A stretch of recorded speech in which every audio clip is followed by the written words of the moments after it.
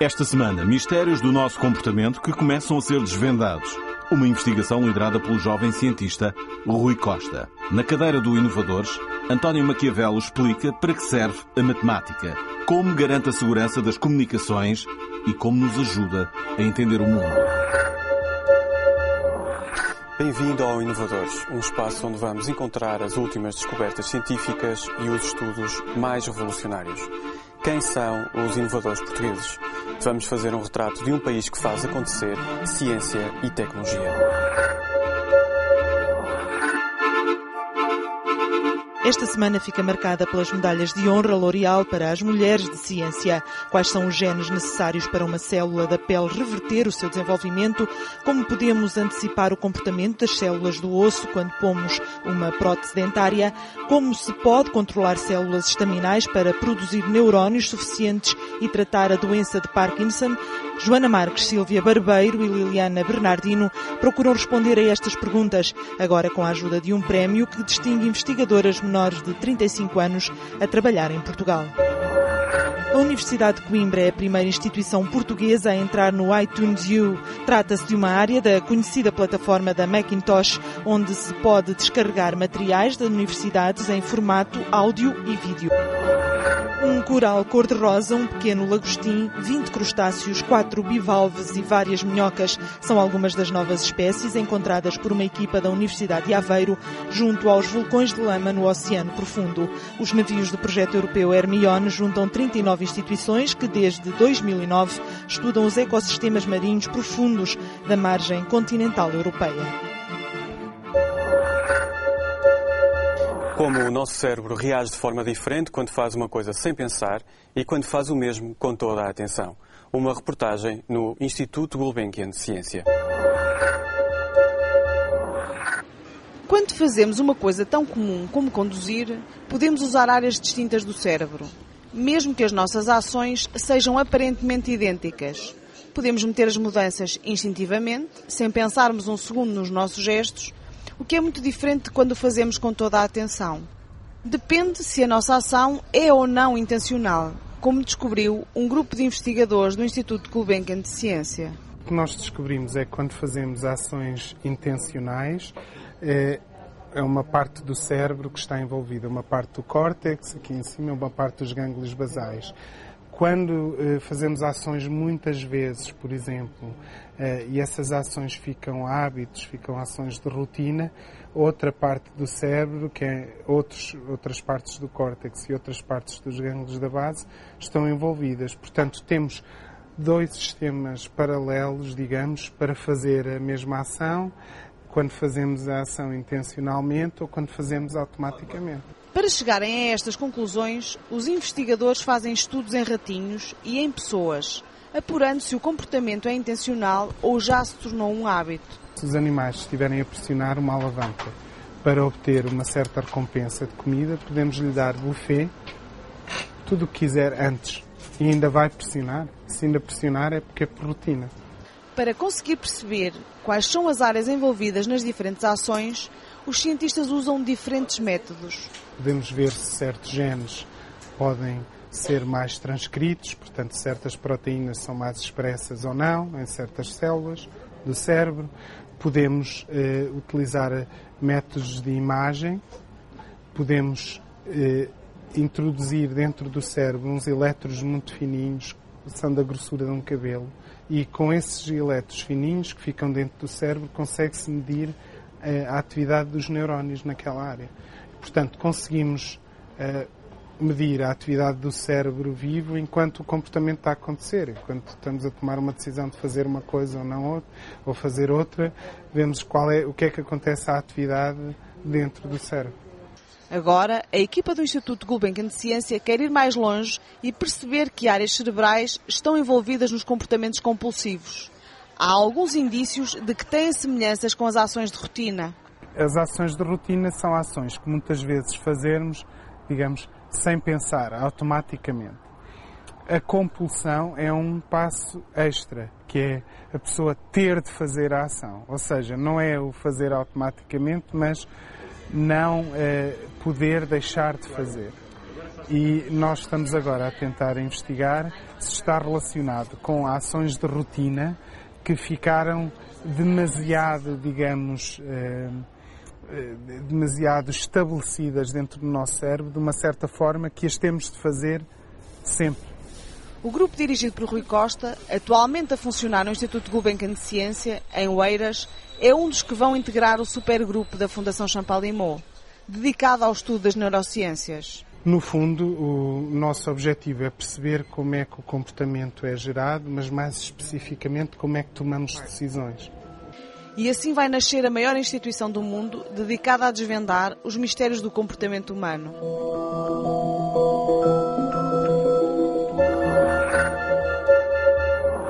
A criptografia faz lembrar espiões da Segunda Guerra Mundial, mas faz parte da tecnologia mais avançada. É uma das paixões de António Maquiavelo, um matemático com um fraquinho por história e filosofia. Bem-vindo, António Maquiavelo. Obrigado. Para que serve a matemática? A matemática serve para imensas coisas. Fundamentalmente, na minha opinião, a matemática serve para perceber uma certa... chamemos assim, textura íntima do universo. A matemática captura padrões que não são visíveis aos nossos sentidos. E como é que isso se reflete no mundo? Porque nós assistimos na nossa sociedade a muita gente que tem medo da matemática na escola. Há muita gente que não gosta da matemática, talvez as bases faltem, é isso. Porque, por outro lado, vemos pessoas, como no seu caso, de pessoas completamente apaixonadas pela matemática. Sim, normalmente quem passa um certo obstáculo que não sei bem porque é que se cria. E, enfim, isso daria toda uma outra conversa. Mas quem faz matemática normalmente é de facto um apaixonado pela matemática porque tem potencialidades, ajuda-nos a perceber coisas e, enfim, para responder ainda, acabar a resposta à sua primeira pergunta, se me permite, ela, enfim, ao fazer isso, a matemática, ao perceber alguns padrões, digamos assim, subtis, consegue, por causa disso, ter imensas aplicações. E ela serve não só para fazer isso, mas tem imensas aplicações no mundo moderno, está por trás da ciência e de muita tecnologia. No caso concreto, no dia-a-dia, vemos a matemática aplicada em quase tudo, quase sem nos apercebermos. Faz parte de nós, é algo intrínseco à humanidade. Completamente. A sociedade moderna seria completamente impensável sem matemática, apesar dela ser invisível. E aí há uma diferença enorme, por exemplo, com a engenharia. Se a pessoa, vamos abrir o capô de um carro, eu não sei nada sobre mecânica, mas vejo e posso ficar impressionado com a complexidade. Mas a matemática está lá, a matemática é, por exemplo, essencial nos telemóveis. Seria completamente impossível a qualidade de comunicações que temos hoje em dia se não fosse a matemática que está lá para corrigir erros introduzidos nas transmissões e que são inevitáveis. Por exemplo, a tecnologia de CDs, leitores de CDs, impensável sem matemática. E a segurança da internet está toda assente em matemática relativamente avançada. E aí entramos no campo da criptografia, que é, pelo que sei, uma das suas paixões. Como é que nos pode explicar?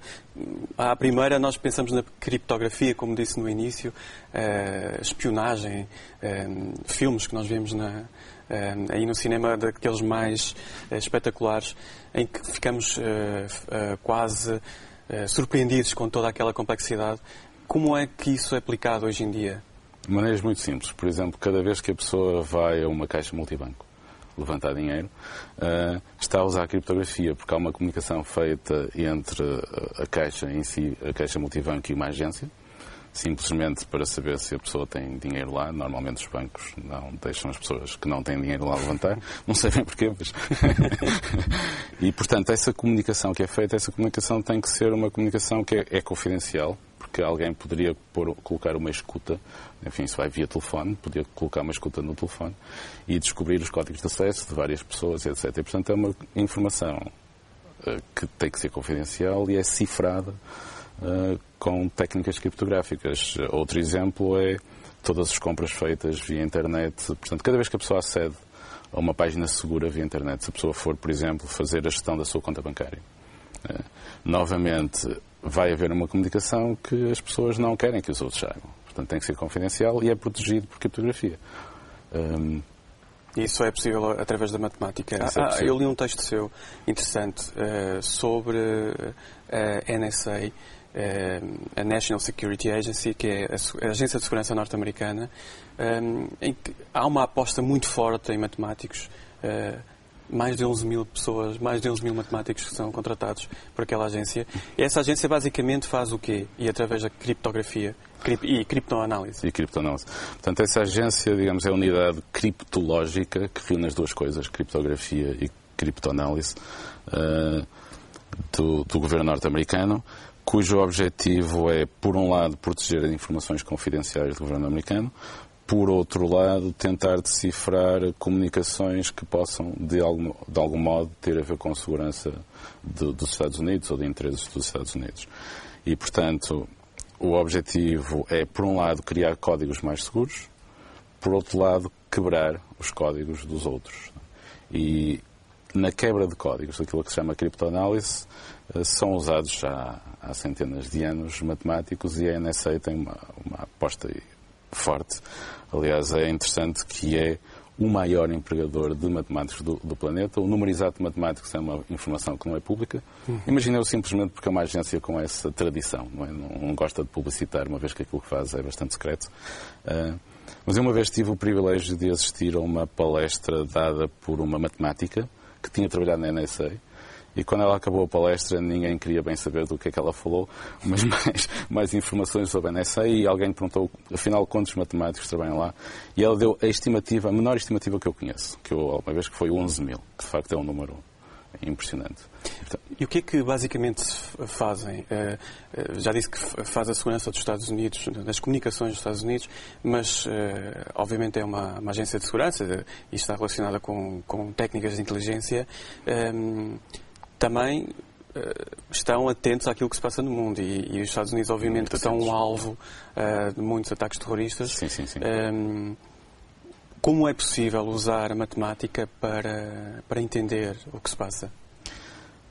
Há vários níveis. Portanto, primeiro, perante uma cifra, um código secreto novo, há que tentar descobrir certos padrões, tentar fazer certas análises estatísticas, por exemplo, tentar perceber qual é a estrutura dele. E muitos desses códigos hoje em dia usam matemática, portanto são precisos matemáticos também para os quebrar. Mesmo os que não usam matemática, à partida, é possível às vezes usar matemática para os quebrar. E surge-me a dúvida, as máquinas já não fazem isso? Porque é que existe esta necessidade das pessoas e do cérebro humano de entenderem estes números e estas análises? Isso é uma ideia errada frequente, é que a máquina não faz isso sem o ser humano de alguma maneira ter programado. Portanto, o que se faz a esse nível são ter ideias, primeiro, que depois permitem fazer programas que são extremamente eficientes. Por exemplo, uma das coisas que os matemáticos têm que fazer é que a NSA tem que analisar quantidades de informação, não é? Intercepta montanhas de informação, coisas que, enfim, toda a internet, se possível, comunicações via telemóvel. Isso é uma quantidade gigantesca de informação que é completamente impossível, mesmo utilizando todos os computadores do mundo, filtrar em tempo útil. E, portanto, é preciso arranjar algoritmos inteligentes que vão tentar, digamos assim, pescar a informação relevante. E aquilo que existe na matemática hoje em dia ainda é muito dependente das descobertas que foram feitas nesse campo no passado, ou há descobertas todos os dias no campo da matemática? A matemática está em crescimento exponencial. Portanto, se perguntar a qualquer matemático qual é a época de ouro da matemática, eu duvido que haja algum que tenha qualquer dúvida em dizer que é hoje, agora. Mas a matemática é cumulativa. Esse é um dos problemas com o ensino. Portanto, nós usamos, por exemplo, em criptografia moderna, são usadas coisas que foram descobertas, feitas, se quiser, há mais de 2000 anos. Só que hoje em dia são feitas coisas novas em cima dessas. Mas a matemática, enfim, todos os dias, neste momento, há alguém no planeta a descobrir coisas completamente novas. A produção de matemática é inacreditável para um leigo. Por exemplo, posso dar uma ideia, no nosso departamento nós assinamos, eu não sei o número exato, mas, enfim, temos um orçamento relativamente limitado e usamos talvez umas 100 revistas mensais, com matemática nova todos os meses. E só não assinamos mais porque não temos possibilidade. É realmente impressionante. É a ciência em maior crescimento. Isso permite-nos olhar para o futuro, tentar perceber melhor a humanidade e até a forma como cada um de nós raciocina? Não sei se diretamente, mas sem dúvida a matemática tem um papel fundamental na nossa tecnologia e poderá ter mesmo um papel importante na sobrevivência da espécie humana. Eu às vezes gosto de dar o exemplo seguinte. Há cerca de 65 mil anos houve uma enorme extinção, aparentemente um meteorito um bocadinho maior, caiu sobre a Terra e eliminou completamente os seres que estavam no topo da cadeia alimentar, os dinossauros, não é? A famosa extinção dos dinossauros. A grande diferença entre os dinossauros e nós é que nós sabemos matemática. E, portanto, podemos prever, observar e, espero eu, fazer alguma coisa quanto a isso. Nesse aspecto, a matemática é insubstituível. E, portanto, a matemática não só tem um papel para o indivíduo, do meu ponto de vista, novamente, enfim, é uma coisa, para quem a pratica, apaixonante, e que faz que toda a gente devia saber um bocadinho de matemática como de outras coisas, porque faz parte do património cultural da nossa espécie. Uhum. E eu sei que é um apaixonado por números primos. Nós, na escola, aprendemos, toda a gente aprende, é a base. E 2011 é precisamente o 35º número primo. Como é que consegue partilhar esta paixão dos números primos? Como é que é possível ser-se apaixonado por isto? Porque os números primos, há várias gerações desafiam os seres humanos naquilo que são melhores. Nós somos muito bons a reconhecer padrões. Por mais que as pessoas não estejam conscientes disso, eu às vezes dou o exemplo num smiley. Um smiley, as pessoas olham para lá e veem não só uma cara humana, como uma emoção. Uhum. Se tiver o risquinho para cima ou para baixo. Basta 2 pontos e um parênteses. Uma bolinha e um parênteses. E a pessoa vê lá uma cara humana. Ora, isso significa reconhecer padrões. Se a pessoa reparar bem, qualquer relação entre aquilo e uma cara humana é terrivelmente abstrata. Portanto, nós somos reconhecidos padrões. E os números primos são bastante selvagens. Nós não conseguimos, até hoje, encontrar padrões nos números primos que nos façam, por exemplo, prever o número primo seguinte sabendo todos os anteriores e coisas assim. E, portanto, isso causa um enorme desafio a algumas pessoas. E qual é a vantagem? Agora, se permite contar uma história engraçada, eu uma vez dei uma palestra e falei sobre números primos e sobre o que é que sabia, o que é que não sabia, padrões e também um bocadinho sobre criptografia. E houve um aluno que não entrou no início, ele não sabia o que é que estava a ser falado. E ele veio falar no fim comigo, bastante excitado, achava ele encontrado um padrão dos números primos, que é fácil encontrar nos primeiros, mas infelizmente eles falham logo a seguir. Estamos ali a conversar um bocadinho e no fim ele perguntou-me, já agora, sobre o que é que isto era? E eu disse, matemática. E ele, matemática. Ficou assim assustado até... Portanto, se não fosse sobre matemática... fazer um discurso sem falar na matemática, sobre matemática. Quer dizer, os primos eram interessantes, mesmo se... Até ele saber que aquilo era matemática, aquilo era interessante, apesar de ser uma coisa um bocadinho abstrata. E, portanto, mas os números primos, enfim, têm esse fascínio de nós não os conseguimos domesticar. E isso irrita alguns de nós, que gostariam de perceber um bocadinho melhor. Às vezes perguntam, que vantagem tem isto? Bom, a vantagem que tem isto para nós como espécie... até nem é difícil perceber e é a seguinte. Portanto, ao brincar com números primos, claro que estamos a brincar numa coisa um bocadinho desligada da realidade. Aquilo não tem nenhuma ligação imediata com a realidade. Mas, por outro lado, nós estamos a brincar, é como se estivéssemos a brincar é como se estivéssemos a aguçar as nossas armas evolutivas. Uma das principais armas evolutivas da espécie humana é o reconhecimento de padrões. E os números primos põem o seguinte desafio à nossa espécie. Será que nós os conseguimos dominar? Ou será que eles estão para além das nossas capacidades? E, portanto, brincando naquele mundo seguro, digamos assim um bocadinho, nós estamos a testar os nossos limites. Portanto, há pessoas que gostam de testar os limites físicos da nossa espécie, o que é muito importante. Outras que gostam de testar outro tipo de limites. E aquilo testa um certo tipo dos nossos limites. Poderia dizer que o António Maquiavel é um atleta de alta competição. Quem trabalha, sim, quem trabalha a tentar... Tem no cérebro de alta competição. A pessoa é treinada para isso, exatamente. A pessoa, digamos, Não é algo que a pessoa tenha à partida, é algo que a pessoa desenvolve exatamente como atletas de alta competição. Tem um número primo favorito? Tenho alguns, o 1093, por razões que demorava a explicar. Eles têm algumas propriedades engraçadas. Mas o 2011 é um muito interessante. Só uma última pergunta sobre esta paixão pela história e pela filosofia e em que é que isto se cruza com a matemática? O que me apaixona é, em particular, a história e a filosofia da matemática. Okay. A matemática põe alguns problemas terríveis aos filósofos, e eu gosto de pensar sobre eles, que é sobre a realidade dos objetos matemáticos. Eles existem fora de nós, existem dentro de nós. Eu não tenho qualquer dúvida que existem fora de nós. Mas... Muito obrigado pela sua presença. Obrigado. Ficamos esclarecidos, ou talvez possamos ter aguçado o apetite em relação à matemática. Sim. E há um interesse à matemática que pode não ser só aquele bicho-papão para muita gente. Não, é uma coisa muito interessante. Obrigado. Obrigado. O Inovador despede-se. Para a semana regressamos com mais inovação em português.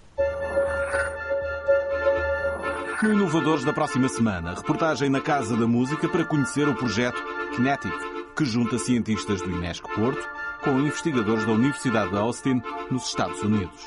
Entrevista a Mónica Betancourt Dias, que traz luz ao velho mistério da biologia das células e oferece novas pistas para as anomalias existentes nos casos de cancro. Inovadora premiada internacionalmente.